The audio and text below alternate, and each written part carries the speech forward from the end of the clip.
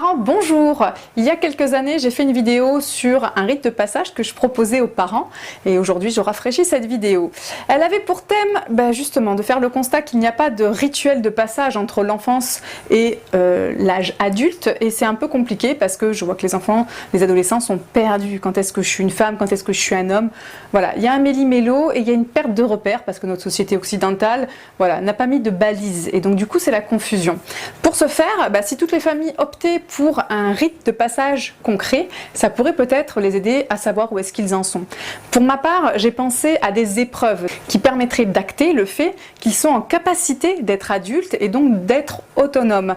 Alors évidemment, il y a des degrés, il y a des paliers, mais en tout cas, de faire des épreuves avec des thématiques précises. Par exemple, une thématique cuisine où votre enfant sera en capacité, par exemple, de faire dans cette épreuve un repas pour 4 personnes tout seul, une thématique mécanique, votre enfant saurait faire le plein de la voiture, vérifier le niveau de la jauge de l'huile, et vous pourriez aussi lui demander de changer une roue.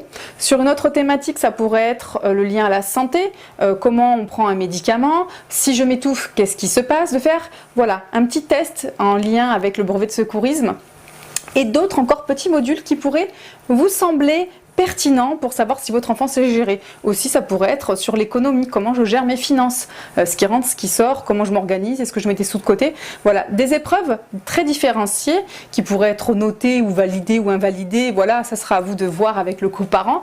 Mais je trouve ça très intéressant de pouvoir se dire que vous sentez votre enfant prêt à gérer sa vie d'adulte, en tout cas plus ou moins, parce que à 16, 18 ou 20 ans, si vous faites ce rituel-là vers cette période-là, on ne peut pas tout savoir à ces âges-là. Mais si déjà vous initiez tout ça quand ils sont tout petits, ils n'auront pas besoin de réviser cette période de rituel. Et ensuite, cela pourra acter une place particulière à la maison.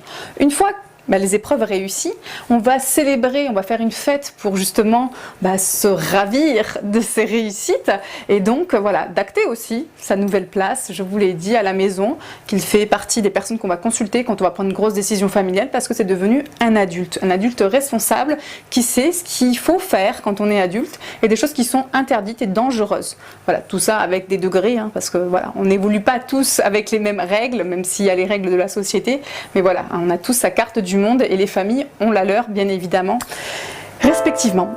Je vous remercie de m'avoir écouté. N'hésitez pas à mettre en place des rituels justement de passage comme ça à vos enfants. Ça leur fera sûrement du bien. Je vous remercie de m'avoir écouté. Je vous dis à bientôt. N'hésitez pas à vous abonner à ma chaîne YouTube.